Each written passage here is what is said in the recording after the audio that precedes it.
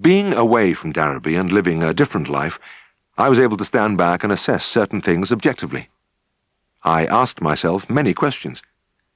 Why, for instance, was my partnership with Siegfried so successful? Maybe it was because we are opposites. Siegfried's restless energy impels him constantly to try to alter things, while I abhor change of any kind. A lot of people would call him brilliant, while not even my best friends could apply that description to me. His mind relentlessly churns out ideas of all grades, excellent, doubtful, and very strange indeed. I, on the other hand, rarely have an idea of any sort. He likes hunting, shooting, and fishing. I prefer football, cricket, and tennis. I could go on and on. We are even opposite physical types, and yet, as I say, we get along. This, of course, doesn't mean that we have never had our differences. Over the years, there have been minor clashes on various points. One, I recall, was over the plastic calcium injectors. They were something new, so Siegfried liked them, and by the same token, I regarded them with deep suspicion. My colleague pulled me up about it when he saw me flushing out my flutter valve by running the surgery tap through it. "For God's sake, James, you're not still using that old thing, are you?" Yes, I'm afraid I am." "But haven't you tried the new plastics?" "I have." "Well?" "Can't get along with them, Siegfried." "Can't? What on earth do you mean?" I trickled the last drop of water through the tube, rolled it small, and slipped it into its case. "Well, the last time I used one, the calcium squirted all over the place. And it's messy, sticky stuff. I had great white streaks down my coat. But James!" He laughed incredulously. "That's crazy! They're childishly simple to use. I haven't had the slightest trouble." "Well, I believe you. But you know me, I haven't got a mechanical mind." "Oh, piffle, James!" Siegfried assumed a grave expression. "It only needs a little application on your part, and I must stress that you are behaving in a reactionary manner by being stubborn. I put it to you seriously that we have to move with the times, and every time you use that antiquated outfit of yours, it is a retrograde step." We stood, as we often did, eyeball to eyeball, in mutual disagreement, till he smiled suddenly. "Look, you're going out now, aren't you, to see that milk fever cow I treated at John Tillet's? I understand it's not up yet." "That's right." "Well, as a favour to me, will you give one of the new packs a try?" I thought for a moment. "All right, Siegfried, I'll have one more go." When I reached the farm, I found the cow comfortably ensconced in a field in the middle of a rolling yellow ocean of buttercups. "She's had a few tries to get on her feet," the farmer said. "But she can't quite make it." "Well, probably just wants another shot." I went to my car, which I had driven, rocking and bumping over the rig and furrow of the field, and took one of the plastic packs from the boot. Mr. Tillett raised his eyebrows when he saw me coming back. "Is that one of them new things?" "Yes, it is, Mr. Tillett, the very latest invention, all completely sterilized." "I don't care what it is, I don't like it." "You don't?" "No." "Well, why not?" "Well, I'll tell you. Mr. Farnan used one this morning. Some of the stuff went in me eye, some went in his ear hole, and the rest went down his trousers. I don't think bloody cow got any." There was another time Siegfried had to take me to task. An old-age pensioner was leading a small mongrel dog along the passage on the end of a piece of string. I patted the consulting-room table. "Put him up here, will you?" The old man bent over slowly, groaning and puffing. "Wait a minute," I tapped his shoulder. "Let me do it," and I hoisted the little animal onto the smooth surface. "Thank ye, sir." The man straightened up and rubbed his back and leg. "I have arthritis bad, and I'm not much good at lifting. My name's Bailey, and I live at the council houses." "Right, Mr. Bailey. Now, what's the trouble?" "It's this cough. He's allus at it, and he kind of retches at tend of it." "I see. How old is he?" "He were 10 last month." "Yes." I took the temperature and carefully auscultated the chest.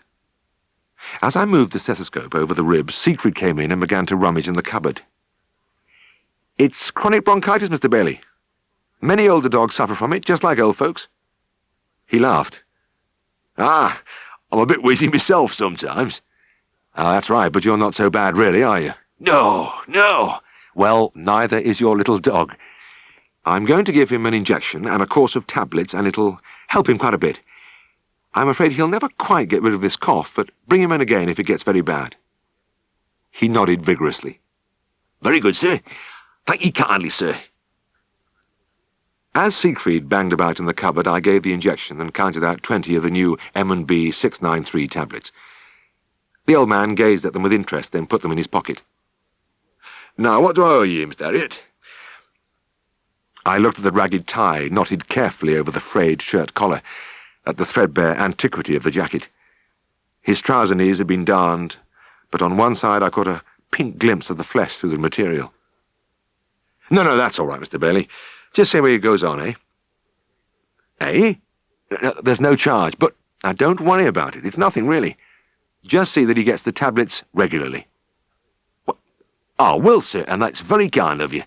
Oh, I never expected to. I know you didn't, Mr. Bailey. Look, goodbye for now, and bring him back if he's not a lot better in a few days.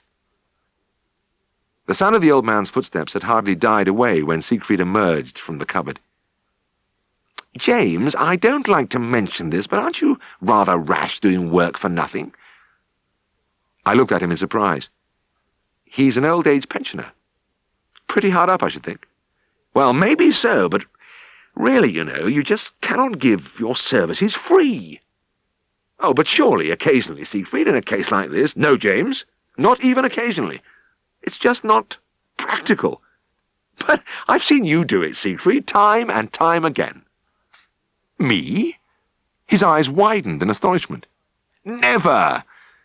I'm too aware of the harsh realities of life for that. I nodded and went on my way somewhat bemusedly, but I soon forgot the incident and would have thought no more about it had I not seen Mr. Bailey about a week later. His dog was once more on the consulting room table, and Siegfried was giving it an injection. I didn't want to interfere, so I went back along the passage to the front office and sat down to write in the daybook. It was a summer afternoon. The window was open, and through the parting in the curtain I could see the front steps. As I wrote, I heard Siegfried and the old man passing on their way to the front door. They stopped on the steps. The little dog, still on the end of its string, looked much as it did before. "All right, Mr. Bailey," my colleague said. "I can only tell you the same as Mr. Harriet. I'm afraid he's got that cough for life, but when he gets bad, you must come and see us." "Very good, sir." The old man put his hand in his pocket. "And what's the charge, please?" "It's nothing, Mr. Bailey." "But, Mr. Farnan, I can't let you—" "Shush, shush." Siegfried waved a hand agitatedly in the old man's face. "Not a word now. I don't want to hear any more about it." Having silenced Mr. Bailey, he produced a large bag. "Now, there's about 100 M&B tablets in here," he said, throwing an anxious glance over his shoulder. "He's going to keep needing them, so I've given you a good supply." I could see my colleague had spotted the hole in his trouser knee, because he gazed down at it for a long time before putting his hand in his jacket pocket. "Look, hang on a minute." He extracted a handful of assorted chattels. A few coins fell and rolled down the steps as he prodded in his palm among scissors, thermometers, pieces of string, bottle openers, until finally his search was rewarded and he pulled out a banknote. "Here's a quid," he whispered, and again nervously shushed the man's attempt to speak. Mr. Bailey, realizing the futility of argument, pocketed the money. "Well, thank you, Mr. Farnan. I'll take Mrs. to Scarborough with that." Good lad," muttered Siegfried, still looking around him guiltily. "Now, off you go." The old man solemnly raised his cap and began to shuffle painfully down the street. I leant on the handle of my spade, wiping away the sweat which had begun to run into my eyes, and gazed around me at the hundreds of men scattered over the dusty green. We were still on our toughening course. At least that's what they told us. I had a private suspicion that they just didn't know what to do with all the aircrew under training, and that somebody had devised this method of getting us out of the way. Anyway, we were building a reservoir near a charming little Shropshire town, and a whole village of tents had sprung up to house us. Nobody was quite sure about the reservoir, but we were supposed to be building something. They issued us with denim suits and pickaxes and spades, and for hour after hour we pecked at a rocky hillside. I quite enjoyed Shropshire. The only snag was the reservoir, or whatever it was that we were hacking out of the face of the hill. I could never really get involved with it. So that I pricked up my ears when our flight sergeant made an announcement one morning. "Some of the local farmers want help with their harvest," he called out at an early parade. "Are there any volunteers?" My hand was the first up, and after a few moments' hesitation others followed, but none of my particular friends volunteered for the job. When everything had been sorted out, I found I had been allotted to a farmer called Edwards, with 3 other airmen who were from a different flight and strangers to me. Mr. Edwards arrived the following day and packed the 4 of us into a typical big, old-fashioned farmer's car. I sat in the front with him while the other 3 filled the back. He asked our names, but nothing else, as though he felt that our station in civil life was none of his concern. He looked us over with a good-humoured grin as we rolled into his farmyard. "Well, here we are, lads. This is where we're going to put you through it." The farmer led us all into the fields where a reaper and binder was at work, leaving the sheaves of corn lying in long, golden swathes. "Any of you ever done any stooking?" he asked. We shook our heads, dumbly. "Never mind, you'll soon learn. You come with me, Jim."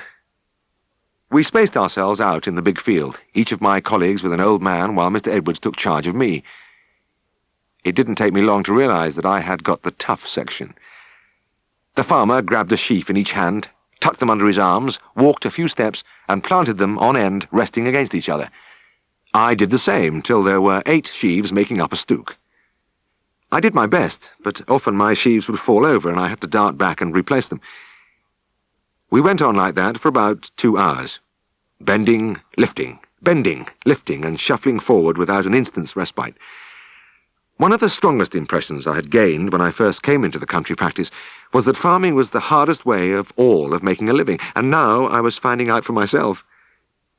I was about ready to throw myself down on the stubble when Mrs. Edwards came over the field with her young son and daughter. They carried baskets with the ingredients for our 10 o'clock break, crusty apple tart and jugs of cider. The farmer watched me quizzically as I sank gratefully down and began to drink like a parched traveller in the desert. I was still chewing on the solid crust when he grasped a fresh pair of sheaves. "Right, lad, must get on," he grunted, and I was back on the treadmill. With a pause at lunchtime for bread, cheese, and more cider, we went on at breakneck speed all day. When I arrived in Shropshire, I was really fit, but I wasn't as fit as Mr. Edwards. He was a compact bundle of power. Not very big, but with the wiry durability I remembered in the Yorkshire farmers. He seemed tireless, hardly breaking sweat as he moved along the rows, corded brown arms bulging from the sleeves of a faded collarless shirt, slightly bowed legs stumping effortlessly. The sensible thing would have been to tell him straight that I couldn't go at his pace, but some demon of pride impelled me to keep up with him. At the lunch break, he looked at me with some commiseration as I stood there, shirt sticking to my back, mouth hanging open, ribs heaving. "You're doing fine, Jim," he said. Then, as if noticing my distress for the first time, he shifted his feet awkwardly. "Look, I know you city lads ain't used to this kind of work, and, well, it's not a question of strength, it's just knowing how to do it." After a few days, I did begin to get the knack of the thing, and although it still tested me to the utmost, I was never on the border of collapse again. Mr. Edwards noticed the improvement and slapped me playfully on the shoulder. "What did I tell you? It's just knowing how to do it." But a new purgatory awaited me when we started to load the corn onto the stack. Forking the sheaves up onto the cart, roping them there, then throwing them again higher and higher as the stack grew in size, I realized with a jolt that stooking had been easy. Mrs. Edwards joined in this part. She stood at the top of the stack with her husband, expertly turning the sheaves towards him while he arranged them as they should be. I had the unskilled job way below, toiling as never before, back-breaking, the handle of the fork blistering my palms. I just couldn't go fast enough, and Mr. Edwards had to hop down to help me, grasping a fork and hurling the sheaves up with easy flicks of the wrist. He looked at me as before and spoke the encouraging words, "You're coming along grand, Jim. It's just knowing how to do it." But there were many compensations. The biggest was being among farming folk again. Mrs. Edwards, in her undemonstrative way, was obviously anxious to show hospitality to these 4 rather bewildered city boys far from home, and set us down to a splendid meal every evening. She was dark like her husband, with large eyes which joined in her quick smile, and a figure which managed to be thin and shapely at the same time. She hadn't much chance to get fat, because she never stopped working. When she wasn't outside throwing the corn around like any man, she was cooking and baking, looking after her children, and scouring her great barn of a farmhouse. Those evening meals were something to look forward to and remember. Steaming rabbit pies with fresh green beans and potatoes from the garden, bilberry tarts and apple crumble, and a massive jug of thick cream to pour ad lib, home-baked bread and farm cheese. Sitting at the farm table, looking at Mrs. Edwards serving us, her husband eating stolidly, and the 2 children, a girl of 10 whose dark eyes showed promise of her mother's attractiveness, and a sturdy, brown-limbed boy of 8, the thought occurred, they were good stock.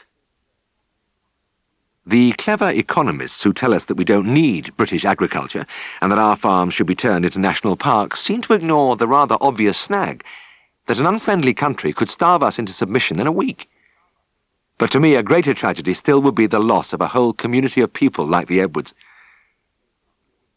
It was late one afternoon, and I was feeling more of a weakling than ever, with Mr. Edwards throwing the sheaves around as though they were weightless, while I groaned and strained. The farmer was called away to attend to a calving cow, and as he hopped blithely from the stack, he patted my shoulders as I leant on my fork. "Never mind, Jim," he laughed.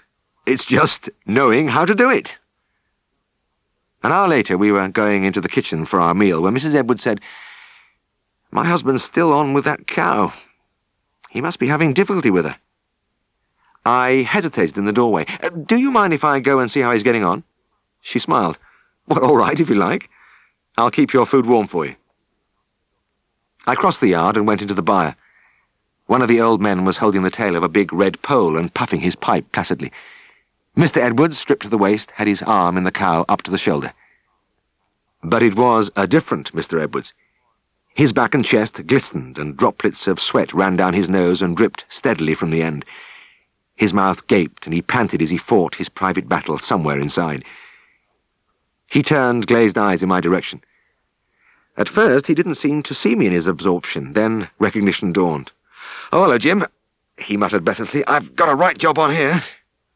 "Well, I'm sorry to hear that. What's the trouble?" "Well, there's just a tail coming into the passage, and I can't get the hind legs round." A breech. My favourite presentation, but one which always defeated farmers. Mr. Edwards pulled his arm out and stood for a moment, leaning against the hare rump. The animal was quite unperturbed by the interference of this puny human, but the farmer was a picture of exhaustion. He worked his dangling fingers gingerly, then looked up at me. "By God!" he grunted. "She's given me some stick.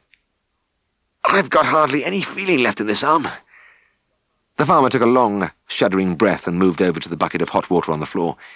He washed his arms, then turned back to the cow with something like dread on his face. "Look," I said, "please let me help you." He gave a pallid smile. "Well, thanks, Jim, but there's nothing you can do. Those legs have got to come round." "Well, that's what I mean. I can do it." "What?" "With a bit of help from you. Have you got a piece of binder twine handy?" "Oh, well, we've got yards of it, lad, but I'm telling you, you need experience for this job. You know nothing about—" He stopped because I was already pulling my shirt over my head. He was too tired to argue in any case. Hanging the shirt on a nail on the wall, bending over the bucket and soaping my arms with the scent of the antiseptic coming up to me, brought a rush of memories which was almost overwhelming. I held out my hand, and Mr. Edwards wordlessly passed me a length of twine. I soaked it in the water, then quickly tied a slip knot at one end and inserted my hand into the cow. Ah, yes.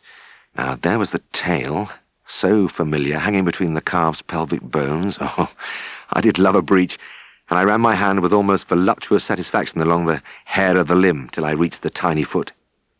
It was a moment's work to push the loop over the fetlock and tighten it while I passed the free end between the digits of the cloven foot. "Hold that," I said to the farmer, "and pull it steadily when I tell you." I put my hand on the hock and began to push it away from me into the uterus. "Now, pull," I said, "but carefully. Don't jerk."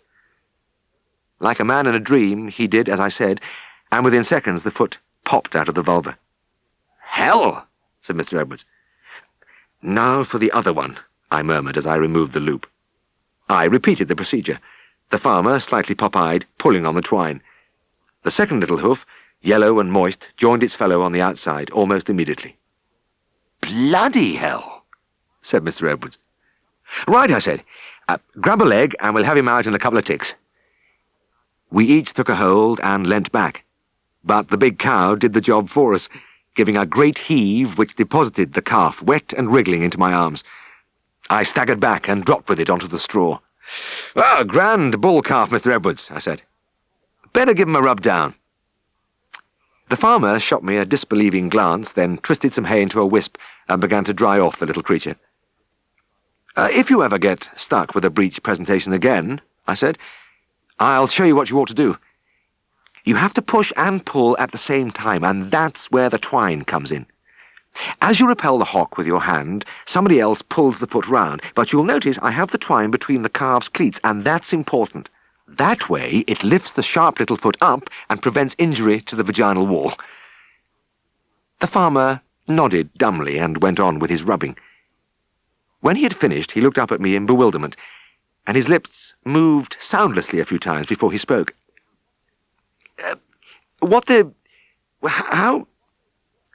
How the heck do you know all that?" I told him. There was a long pause, then he exploded. "You young bugger! Well, you kept that dark, didn't you?" "Well, you never asked me." We dried our arms and donned our shirts in silence. Before leaving, he looked over the calf, already making strenuous efforts to rise as its mother licked it. "He's a lively little beggar," he said. "And we might have lost him. I'm right grateful to you." He put an arm round my shoulder. "Anyway, come on, Mr. Veterinary Surgeon, and we'll have some supper." Halfway across the yard, he stopped and regarded me ruefully. "You know, I must have looked proper daft to you, fumbling away inside there for an hour and damn near killing myself. Then you step up and do it in a couple of minutes." "I feel as weak as a girl." "Not in the least, Mr. Edwards," I replied. I hesitated a moment. "It's not a question of strength, it's just knowing how to do it." He nodded, then became very still, and the seconds stretched out as he stared at me. Suddenly his teeth shone as the brown face broke into an ever-widening grin which developed into a great shout of laughter. He was still laughing helplessly when we reached the house, and as I opened the kitchen door, he leant against the horn and wiped his eyes. "You young devil," he said. "You really got a bit of your own back there, didn't you?" This was a very different uniform. The Wellingtons and breeches of my country vet days seemed far away as I climbed into baggy flying suit and pulled on the sheepskin boots and gloves. The silk ones first, then the big, clumsy pair on top. It was all new, but I had a feeling of pride. The tiger moth looked very small and alone on the wide stretch of green. I climbed up and strapped myself into the cockpit while my instructor got in behind me.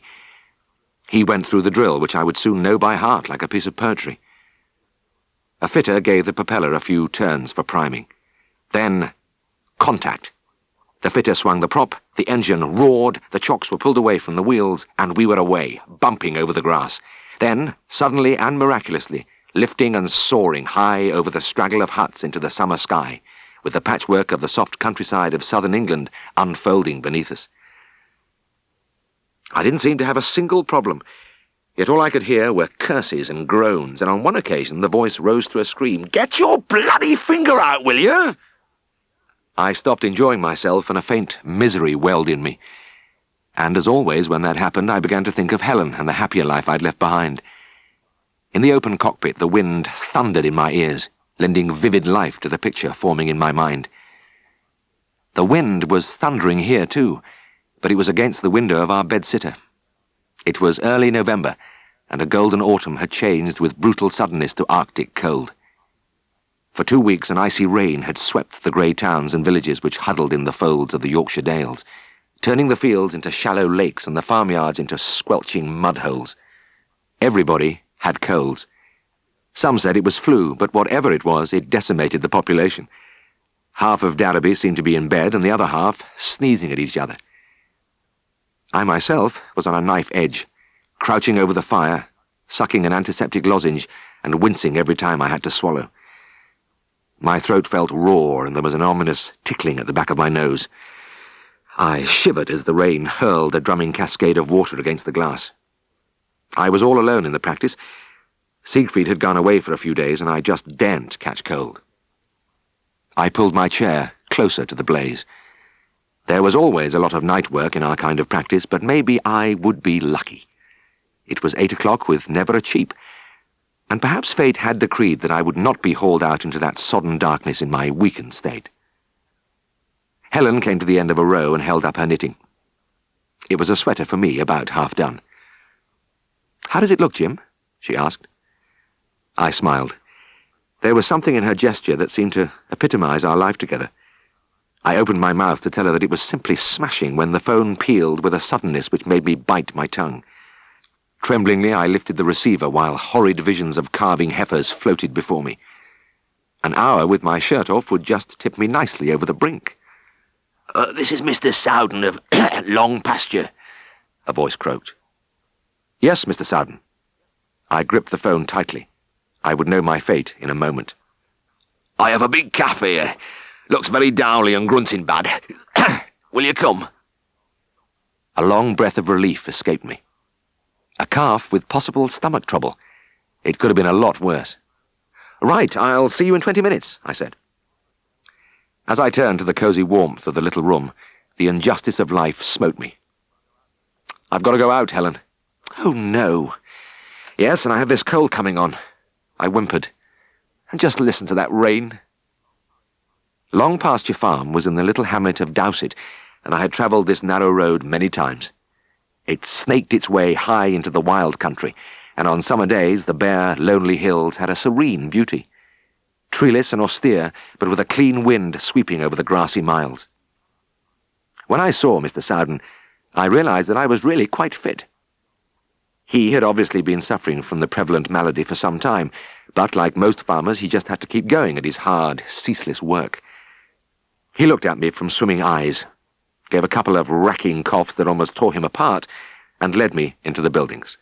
It wasn't the 2-week-old baby calf I'd half expected, but a little animal of 6 months, almost Thirk age, but not well grown.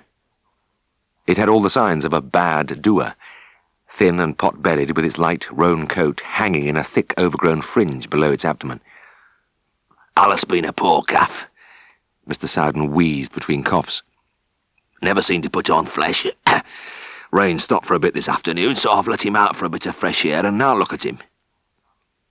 I climbed into the pen, and as I slipped the thermometer into the rectum, I studied the little creature.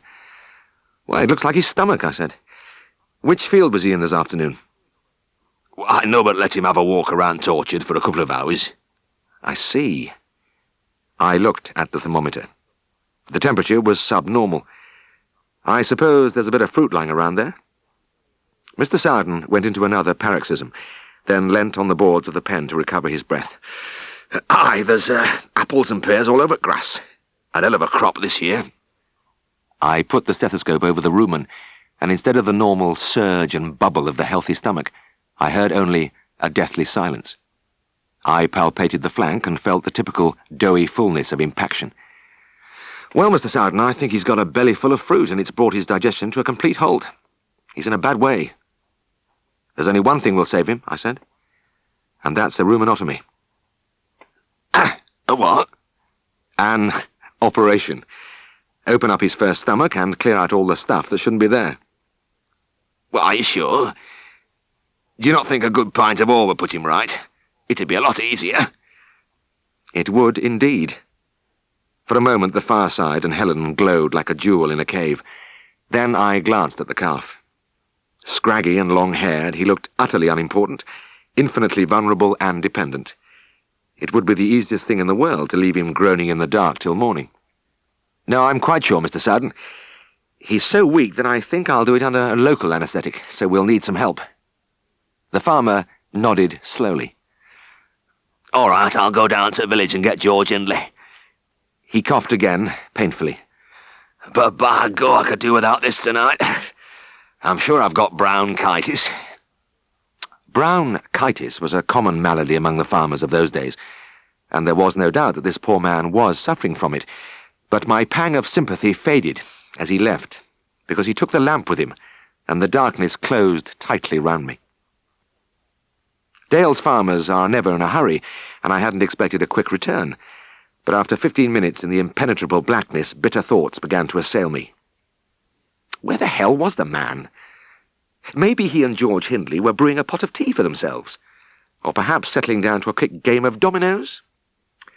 My legs were trembling by the time the oil lamp reappeared in the entrance, and Mr. Sowden ushered in his neighbour. "Oh, good evening, George," I said. "How are you?" "Only moderate, Mr. Harriet." The newcomer sniffed. "This bloody cow's just just getting out of me." He blew lustily into a red handkerchief and gazed at me blearily. I looked round me. "Well, let's get started. We'll need an operating table. Perhaps you could stack up a few straw bales?" The two men trailed out and returned carrying a couple of bales apiece. When they were built up, they were about the right height, but rather wobbly. "We could do with a board on top." I blew on my freezing fingers and stamped my feet. "Any ideas?" Mr. Sowden rubbed his chin. "Well, we'll get a door." He shuffled out into the yard with his lamp, and I watched him struggling to lift one of the cow-byre doors from its hinges. George went to give him a hand, and as the two of them pulled and heaved, I thought wearily that veterinary operations didn't trouble me all that much, but getting ready for them, that was a killer. Finally, the men staggered back into the barn, laid the door on top of the bales, and the theatre was ready. "Well, let's get him up," I gasped. We lifted the unresisting little creature onto the improvised table and stretched him on his right side. Mr. Sowden held his head while George took charge of the tail and the rear end. Quickly I laid out my instruments, removed coat and jacket, and rolled up my shirt sleeves. "Oh, damn, we've no hot water. Can you bring some, Mr. Sowden?" I held the head and again waited interminably while the farmer went to the house. When Mr. Sowden finally reappeared, I added the antiseptic to the bucket and scrubbed my arms feverishly. Then I clipped the hair on the left side and filled the syringe with local anesthetic. But as I infiltrated the area, I felt my hopes sinking. "Oh, I can't see a damn thing." I looked helplessly at the oil lamp balanced on a nearby turnip chopper. "That light's in the wrong place." Wordlessly, Mr. Sowden left his place and began to tie a length of plough cord to a beam. He threw it over another beam and made it fast before suspending the lamp above the calf. It was a big improvement, but it took a long time, and by the time he had finished I had abandoned all hope of ever throwing off my cold. Anyway, at least I could start now, and I incised skin, muscles, peritoneum, and ruminal walls at record speed. I plunged an arm deep into the opened organ, through the fermenting mass of stomach contents, and in a flash all my troubles dissolved. Along the floor of the rumen, apples and pears were spread in layers, some of them bitten, but most of them whole and intact. I looked up happily. "It's just as I thought. He's full of fruit," replied Mr. Sowden. Coughs come in various forms, but this one was tremendous and fundamental, starting at the soles of his hobnail boots and exploding right in my face. I hadn't realized how vulnerable I was with the farmer leaning over the calf's neck, his head a few inches from mine. He repeated, and a second shower of virus-laden moisture struck me. Apparently Mr. Sowden didn't know or didn't care about droplet infection, but with my hands inside my patient there was nothing I could do about it. Instinctively I turned my face a little in the other direction. But as I say, my morale had received a boost. Eagerly I scooped out great handfuls of the offending fruit, and within minutes the floor of the barn was littered with bramleys, seedlings, and conference pears. When I had sent the last apple and pear rolling into the darkness, I scrubbed up again and started to stitch. This is the longest and most wearisome part of the ruminotomy. I was halfway down the skin sutures when a tickle mounted at the back of my nose, and I had to stop and stand upright. I rubbed my forearm along my nose. He started, murmured George with mournful satisfaction. Aye, he's off, Agreed Mr. Sowden, brightening visibly. I was resigned to my fate, and besides, when I inserted the last stitch and helped the calf down from that table, I felt a deep thrill of satisfaction. The little animal was looking round him as though he had been away for a while. He wasn't cheerful yet, but I knew his pain had gone and that he would live. Well, bed him up well, Mr. Sowden. I started to wash my instruments in the bucket, and put a couple of sacks round him to keep him warm. I'll call in a fortnight and take out the stitches. The fortnight seemed to last a long time. My cold, as I had confidently expected, developed into a raging holocaust which settled down into the inevitable bronchitis, with an accompanying cough which rivaled Mr. Sowden's. Mr. Sowden was never an ebullient man, but I expected him to look a little happier when I removed the stitches. Because the calf was bright and lively, I had to chase him around his pen to catch him. Despite the fire in my chest, I had that airy feeling of success. "Well," I said expansively, "he's done very well. He'll make a good bullock some day." The farmer shrugged gloomily. I reckon he will. But there was no need to carry on. No need to... No. I've been talking to one or two folk about the job, and they all said it was daft to open him up like that. I should just have given him a pint of oil, like I said. Mr. Sowden, I assure you... And now I'll have a big bill to pay. He dug his hands deep into his pockets. "Believe me, it was worth it." Nay, never. He started to walk away, then looked over his shoulder. It would have been better if you hadn't come. Now that we were faced with the reality of life at flying school, the ties which bound me to my fellow airmen were strengthened. We had a common aim, a common worry. The feeling of comradeship was very like my relationship with Siegfried and his student brother Tristan back in Darrowby. But there, the pressures came not from learning to fly, but from the daily challenge of veterinary practice. Our existence was ruled by sudden and unexpected alarms. Tristan, however, didn't let it get him down. He and I were sitting in the big room at Scaledale House one night when the telephone burst into strident voice. He reached from his chair and lifted the receiver. "Hello, please. Who is this?" he inquired. He listened attentively for a few moments, then shook his head. No, very sorry, but Mr. Farner no at home. Yes, I tell him when he come. Okie dokie, bye-bye." I looked across at him wonderingly from the other side of the fireplace as he replaced the instrument. Tristan settled comfortably behind his daily mirror and was fumbling for a woodbine when the ringing started again. He stretched out once more. Yes, good evening. How do? What you want, huh? I could just hear a deep rumble from the other end of the line, and Tristan suddenly snapped upright in his chair. His daily mirror and cigarettes slithered to the floor. "Yes, Mr. Mount," he said smartly. "No, Mr. Mount. Yes, indeed, Mr. Mount. I shall pass on your message immediately. Thank you very much. Goodbye." He fell back in the chair and blew out his cheeks.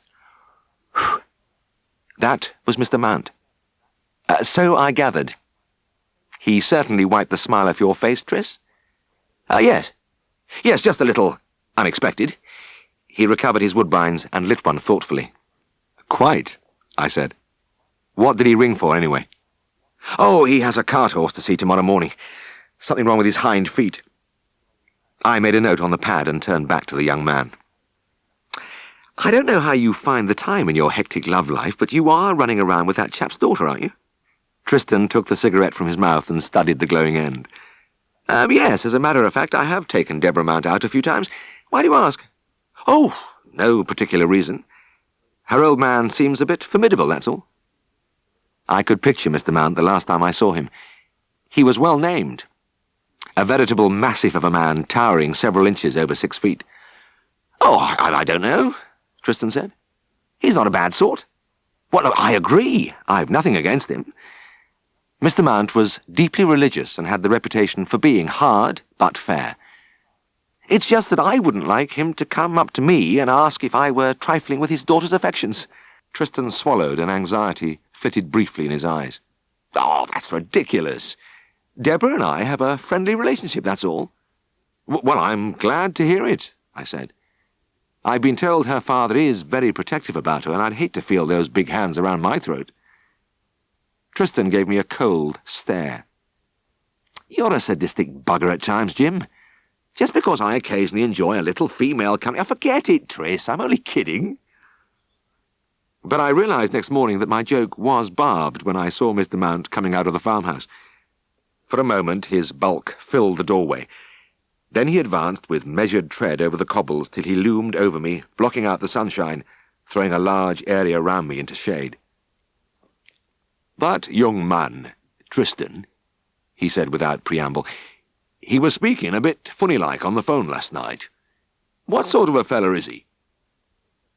I looked up at the great head poised above me, at the unwavering grey eyes probing into mine from beneath a bristling overhang of brow. "Tristan?" I answered shakily. "Oh, he's a splendid chap. A really fine type." At that moment, Deborah came out of the house and began to walk across the yard. She was wearing a flowered cotton dress. About 19, shining golden hair falling below her shoulders. She radiated the healthy, buxom beauty of the country girl. As she went by, she flashed a smile at me, and I had a heart-lifting glimpse of white teeth and warm, brown eyes. It was in the early days before I had met Helen, and I had as sharp an interest in a pretty lass as anybody. I found myself studying her legs appreciatively after she had passed. It was then that I had an almost palpable awareness of her father's gaze upon me. I turned and saw a new expression there, a harsh disapproval which chilled me and left a deep conviction in my mind.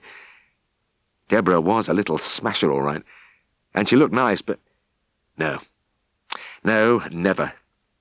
Tristan had more courage than I had. Mr. Mount turned away abruptly. "This oss is in the stable," he grunted. It was a magnificent Shire gelding, standing all of 18 hands.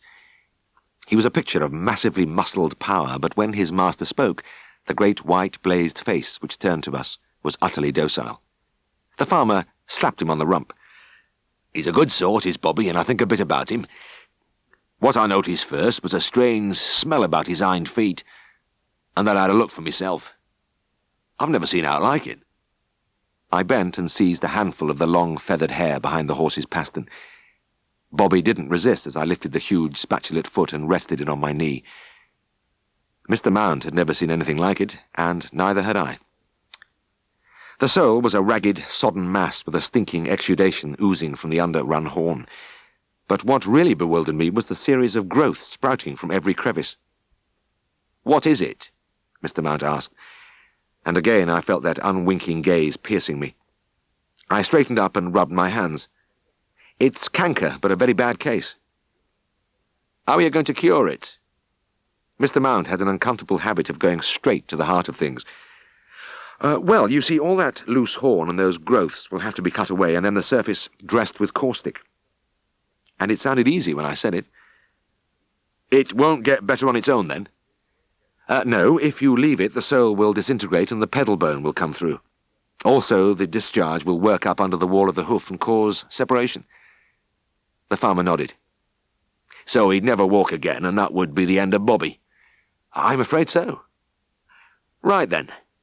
Mr. Mount threw up his head with a decisive gesture. "When are you going to do it?" It was a nasty question, because I was preoccupied at the moment not so much with when I would do it, but how I would do it. "Well now, let's see," I said huskily. "Would it be—" The farmer broke in. "Look, we're busy haymaking all this week, and you'll be wanting some men to help you. How about Monday next week?" A wave of relief surged through me. Thank heavens he hadn't said tomorrow. I had a bit of time to think. Very well, Mr. Mount. That suits me fine. Don't feed him on the Sunday, because you'll have to have an anaesthetic." Driving from the farm, a sense of doom oppressed me. As is my wont when I have a worrying case, I started mulling it over right away. As I drove, I rehearsed various procedures. Would that enormous horse go down with a chloroform muzzle? Or would I have to collect all Mr. Mount's men, rope him, and pull him down? Within 10 minutes my palms were sweating, and I was tempted to throw the whole lot over to Siegfried. But I was restrained by the knowledge that I had to establish myself not only with the farmers, but with my new boss. he wasn't going to think much of an assistant who couldn't handle a thing on his own. Mentally, over the next few days, I had cast innumerable methods and operated on his feet 1,000 times by night and day. In daylight, riding round in the car, it wasn't so bad, but the operations I carried out in bed were truly bizarre. All the time I had the feeling that something was wrong, that there was some fatal flaw in the picture of myself carving away those hideous growths in one session. Finally, I buried my pride. "Siegfried," I said one afternoon when the practice was slack, "I have rather a weird horse case." My boss's eyes glinted, and the mouth beneath the small sandy moustache crooked into a smile. The word horse usually had this effect. "Oh, really, James? Tell me." I told him. "Yes. Yes," he murmured. "Maybe we better have a look together." The Mount Farm was deserted when we arrived. I led the way to the stable. My boss lifted a hind foot and whistled softly. Then he moved round and examined the other one. For a full minute he gazed down at the obscene fungi thrusting from the tattered, stinking horn. When he stood up, he looked at me, expressionlessly. It was a few seconds before he spoke. "And you were just going to pop round here on Monday, tip this big fellow onto the grass, and do the job?" Yes," I replied. "That was the idea." A strange smile spread over my employer's face. "Ah, the innocence of youth," he murmured. "What do you mean? After all, I was only 6 years younger than Siegfried." He came over and patted my shoulder. "Look, I'm not mocking you, James. This is the worst case of canker I've ever seen, and I've seen a few." "You mean I couldn't do it at one go?" "That's exactly what I mean. There's 6 weeks' work here, James." "6 weeks?" "Yes, and there'll be men involved. We'll have to get this horse into one of the loose boxes at Scaledale House. And then the two of us, plus a blacksmith, will have to have a go at him. After that, his feet will have to be dressed every day in the stocks." "I see. Yes. Yes." Siegfried was warming to his subject. "We'll use the strongest caustic, nitric acid, and he'll be shod with special shoes with a metal plate to exert pressure on the sole." He stopped, probably because I was beginning to look bewildered. Then he continued in a gentler tone. "Believe me, James, all this is necessary. The alternative is to shoot a fine horse, because he can't go on much longer like this." "All right, whatever you say, Siegfried," I mumbled. And just then Mr. Mount's vast bulk darkened the entrance to the stable. "Ah, good afternoon to you, Mr. Mount," my boss said. "I hope you're getting a good crop of hay." "Aye, thank you, Mr. Farnan. We're doing very nicely. We've been lucky with the weather." The big man looked curiously from one of us to the other, and Siegfried went on quickly. "Mr. Herriot asked me to come and look at your horse. He's been thinking the matter over and has decided that it would be better to hospitalize him at our place for a few weeks. I must say I agree with him. It's a very bad case, and the chances of a permanent cure would be much increased." Mr. Mount took off his hat and drew a forearm across his sweating brow. "Aye, well, if that's what you think, both of you. We'd better do it. I want the best for Bobby. He's a favourite of mine." Bobby came into the yard at Scaledale House the following day, and when I saw the amount of sheer hard labour which the operation entailed, I realised the utter impossibility of a single man doing it at one go. Pat Jenner, the blacksmith, with his full toolkit, was pressed into service, and between us, taking turns, we removed all the vegetations and diseased tissue, leaving only healthy horn. Siegfried applied the acid to cauterize the area, then packed the sole with twists of tow which were held in place by the metal plate Pat had made to fit under the shoe. This pressure from the tow was essential to effect a cure. Some days later, Pat Jenner came in to check on the shoes, and he and I were busy in the yard when I heard the familiar rattle of my little Austin in the back lane. The big double doors were open, and I looked up as the car turned in and drew alongside us. Pat looked too, and his eyes popped. "Bloody hell!" he exclaimed, and I couldn't blame him because the car had no driver. At least it looked that way, since there was nobody in the seat as it swung in from the lane. A driverless car in motion is quite a sight, and Pat gaped open-mouthed for a few seconds. Then, just as I was about to explain, Tristan shot up from the floor with a piercing cry. "Hi there!" he shrieked. Pat dropped his hammer and backed away. God help us, he breathed. I was unaffected by the performance because it was old stuff to me. Whenever I was in the yard and a call came in, Tristan would drive my car round from the front street, and this happened so many times that inevitably he grew bored and tried to find a less orthodox method. After a bit of practice, he mastered the driverless technique. He crouched on the floor with a foot on the accelerator and one hand on the wheel and nearly frightened the life out of me the first time he did it. But I was used to it now, and blasé. The dressings went on for a few more weeks until finally Siegfried was satisfied that the last remnants of the disease had been extirpated.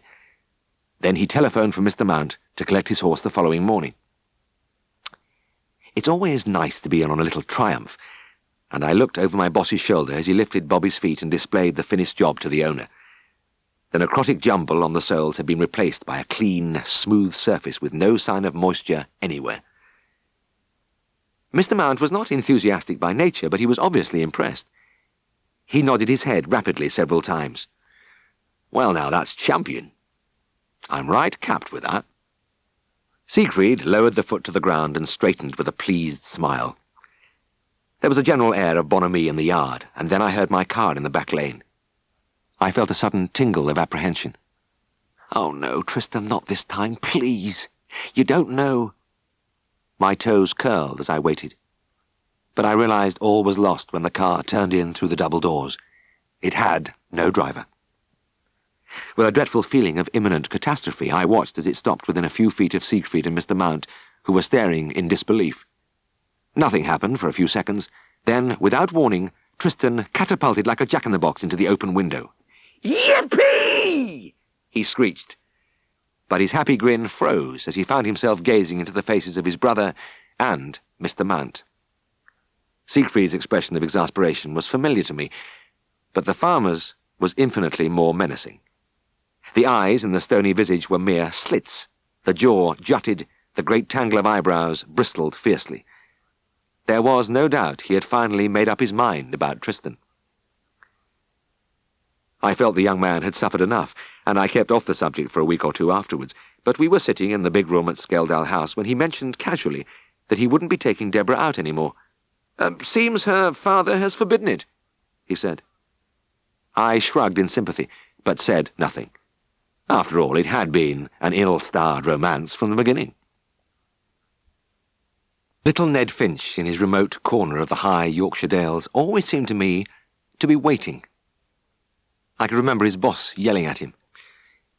For God's sake, shape up to job. You're not farming, it's ill.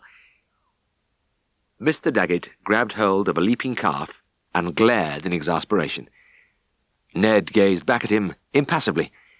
His face registered no particular emotion, but in the pale blue eyes I read the expression that was always there, as though he was waiting for something to happen, but without much hope. He made a tentative attempt to catch the calf, but was brushed aside. Then he put his arms round the neck of another one, a chunky little animal of 3 months, and was borne along a few yards before being deposited on his back into the straw. Oh, dang it, do this one, Mr. Elliot, Mr. Daggett barked, turning the hairy neck towards me. It looks as though I'll have to catch 'em all myself. I injected the animal. I was inoculating a batch of 20 with preventive pneumonia vaccine, and Ned was suffering. With his diminutive stature and skinny, small-boned limbs, he had always seemed to me to be in the wrong job. But he had been a farm worker all his life, and he was over 60 now, grizzled, balding and slightly bent, but still battling on. Mr. Daggett reached out as one of the shaggy creatures sped past. He scooped the head into one of his great hands and seized the ear with the other. The little animal seemed to realize it was useless to struggle, and stood unresisting as I inserted the needle. At the other end, Ned put his knee against the calf's rear and listlessly pushed it against the wall. He wasn't doing much good, and his boss gave him a withering glance. We finished the bunch with hardly any help from the little man, and as we left the pen and came out into the yard, Mr. Daggett wiped his brow. You know what's wrong with Ned? He murmured confidentially. What do you mean? Well, you know why he can't catch them calves? My own view was that Ned wasn't big enough or strong enough, and anyway, he was naturally ineffectual, but I shook my head. No, I said. Why is it? Well, I'll tell you. Mr. Daggett glanced furtively across the yard, then spoke from behind his hand. "He's our fond of bright lights." "Eh? I'm telling you, he's crazed over bright lights." "Bright... what? I mean, where?" Mr. Daggett leant closer. "He gets over to Bristol every night." "Bristol?" I looked across from the isolated farm to the village 3 miles away on the other side of the dale.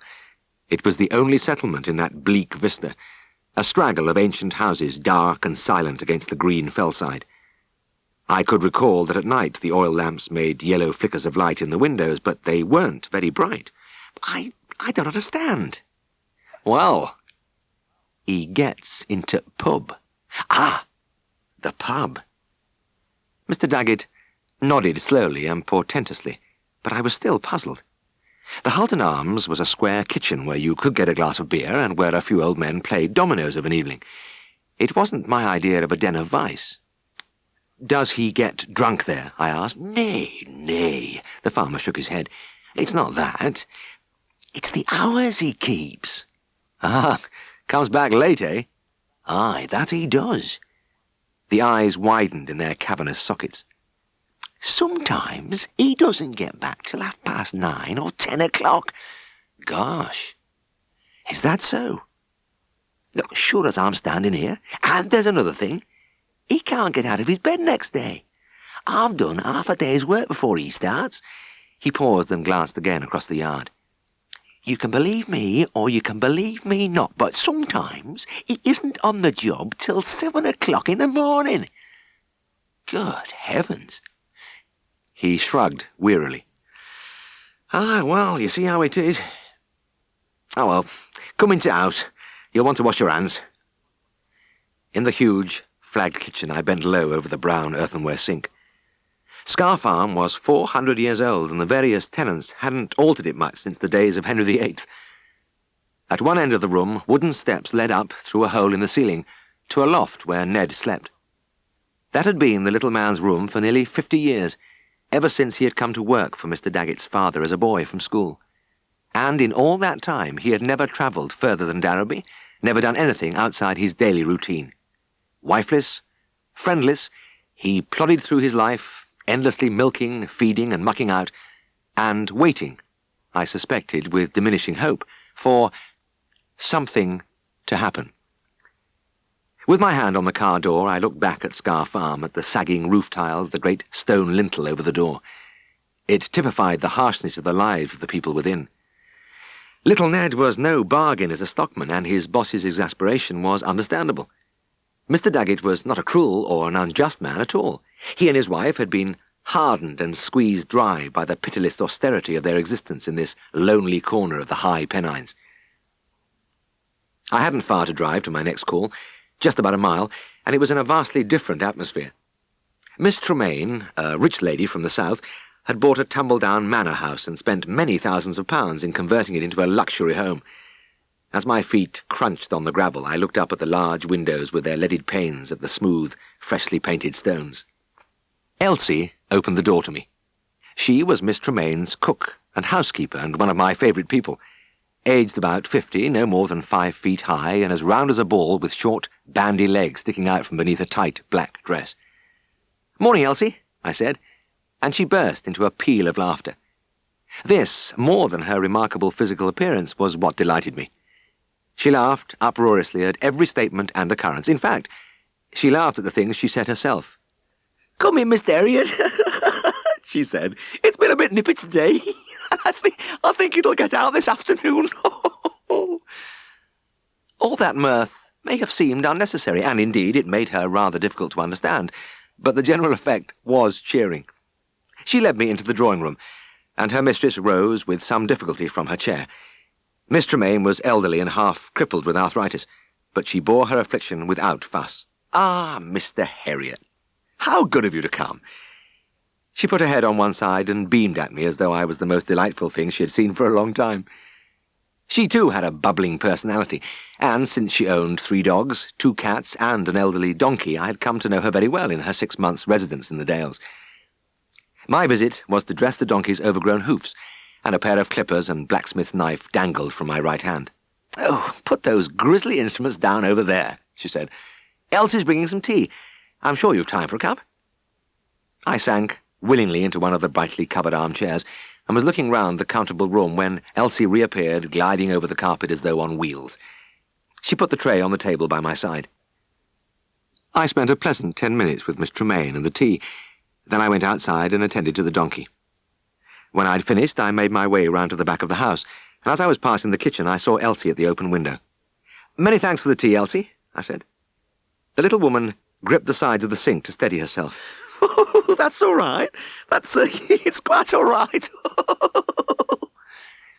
Wonderingly, I got into the car, and as I drove away, the disturbing thought came to me that one day I might say something really witty to Elsie and cause her to do herself an injury.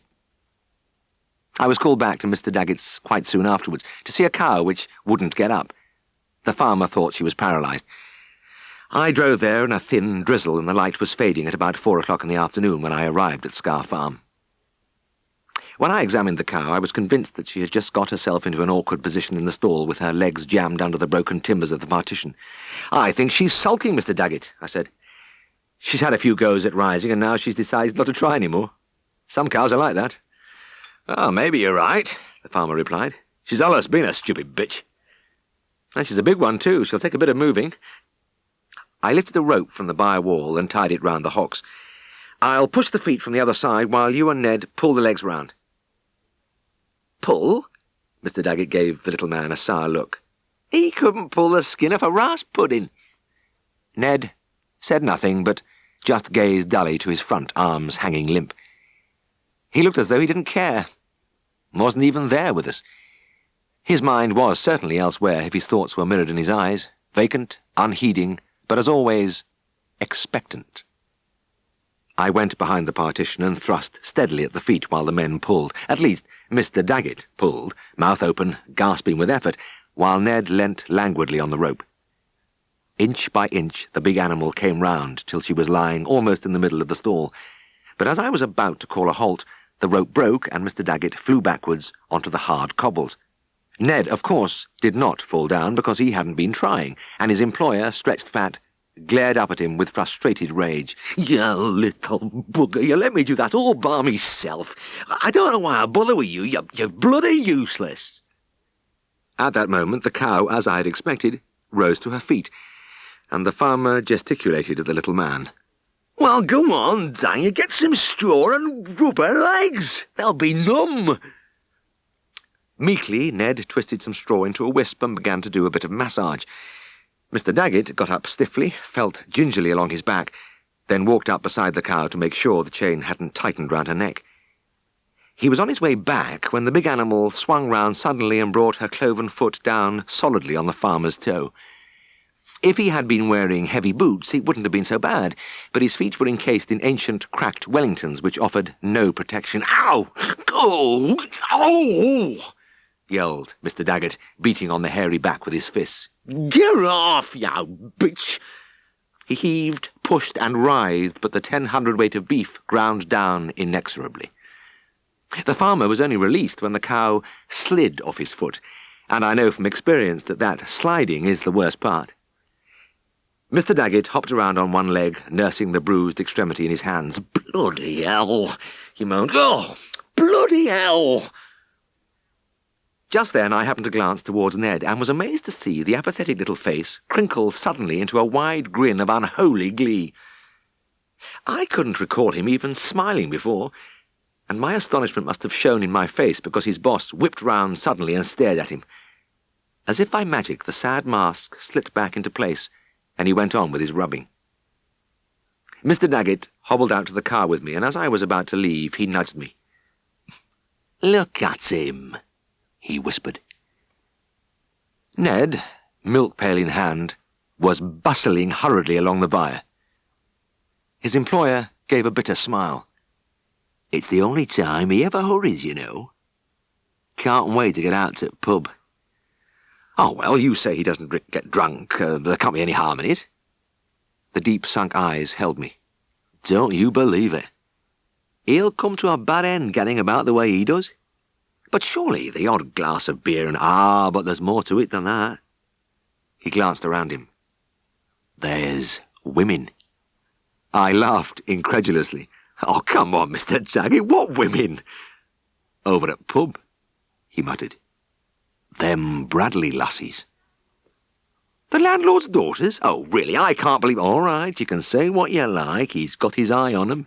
I know. I've only been in that pub once, but I've seen it for myself. Oh, I didn't know what to say. But in any case, I had no opportunity because he turned and strode into the house. Across the valley, the single street of the village was a broken grey thread of gloom, but in the cottage windows the lamps winked faintly. These were Ned Finch's bright lights, and I could understand how he felt. After Scar Farm, Bristol would be like Monte Carlo. The image stayed in my mind so vividly that after 2 more calls that evening, I decided to go a few miles out of my way as I returned homeward. I cut across the dale, and it was about 8:30 when I drove into Bristol.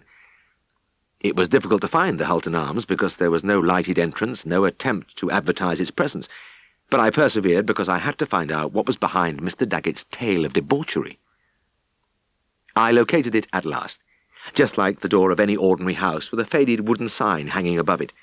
Inside, the usual domino game was in progress. A few farmers sat chatting quietly. The Mrs. Bradley, plain but pleasant-faced women in their 40s, sat on either side of the fire, and sure enough, there was Ned with a half-pint glass in front of him. I sat down by his side. "Hello, Ned." "Now then, Mr. Harriet," he murmured absently, glancing at me with his strange, expectant eyes.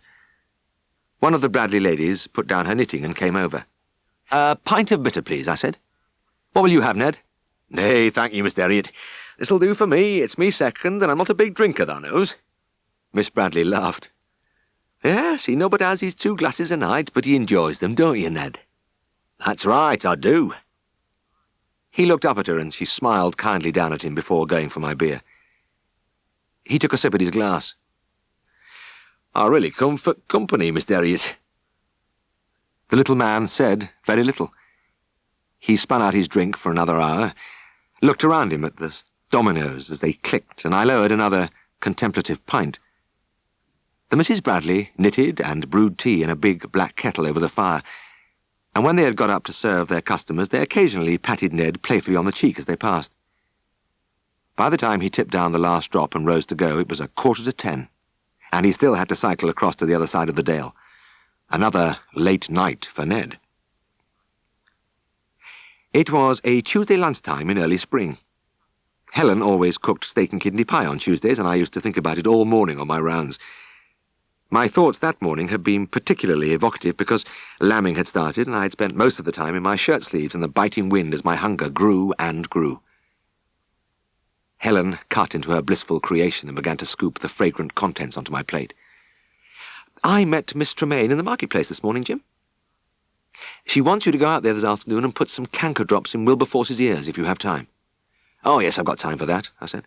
Wilberforce was Miss Tremaine's ancient tabby cat, and it was just the kind of job I wanted after my arm-aching morning. I was raising a luscious forkful when Helen spoke again. "Oh, and she had an interesting item of news." "Oh, really?" But I had begun to chew and my thoughts were distant. "It's about that little woman who works for her, Elsie. You know her?" I nodded and took another mouthful. Of course. Well, it's quite unexpected, I suppose, but Elsie's getting married." I choked on my pie. "What?"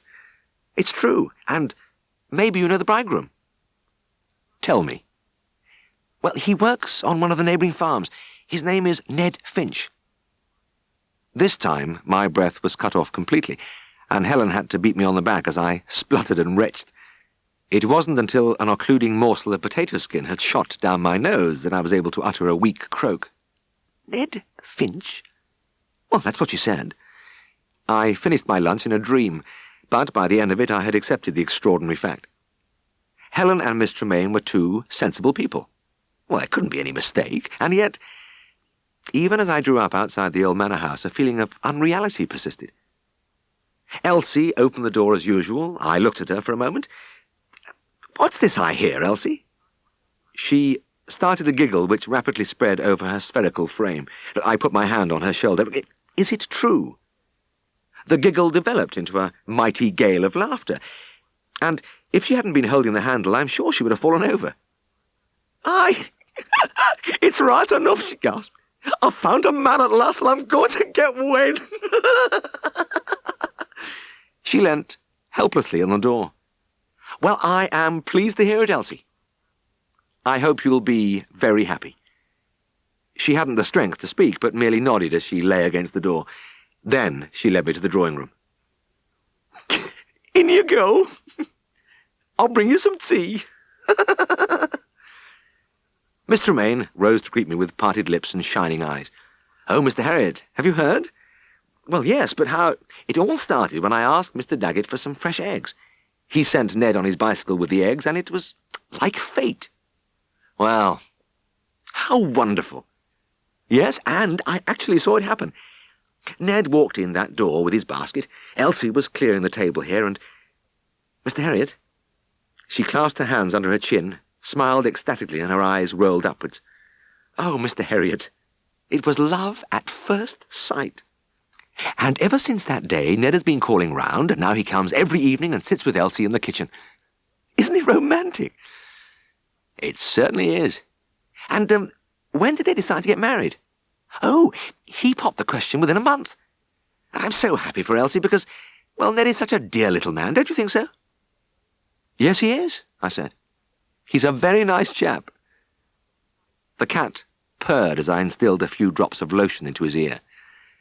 As I turned the ear over and gently massaged the oily liquid into the depths, Wilberforce groaned softly with pleasure and rubbed his cheek against my hand. He loved this anointing of the tender area beyond his reach, and when I'd finished he curled up on my knee.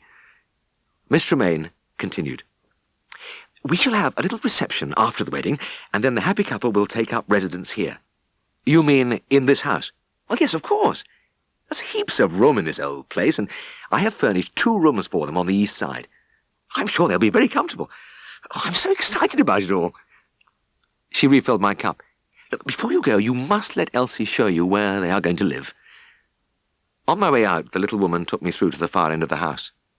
"It's really lovely, Elsie," I said. There were bright carpets, chairs with flowered covers, and a fine mahogany-ended bed. It was nothing like the loft. And as I looked at Elsie, I realized the things that Ned would see in his bride. Laughter, warmth, vivacity, and I had no doubt at all, beauty and glamour. I seemed to get round to most farms that lambing time, and in due course I landed at Mr. Daggett's. I delivered a fine pair of twins for him, but he didn't seem to cheer him at all. Lifting the towel from the grass, he handed it to me. "Well, what did I tell you about Ned, eh? Got mixed up with a woman just like I said." He sniffed disapprovingly. "All that raking and chasing about. I knew he'd get into mischief at finish." I walked back over the sunlit fields to the farm, and as I passed the bar door, Ned came out pushing a wheelbarrow. "Oh, morning, Ned," I said. He glanced up at me in his vague way. "How do, Mr. Harriet?" There was something different about him, and it took me a few moments to discern what it was. His eyes had lost the expectant look which had been there for so long, and that was perfectly natural, because it had happened at last for Ned.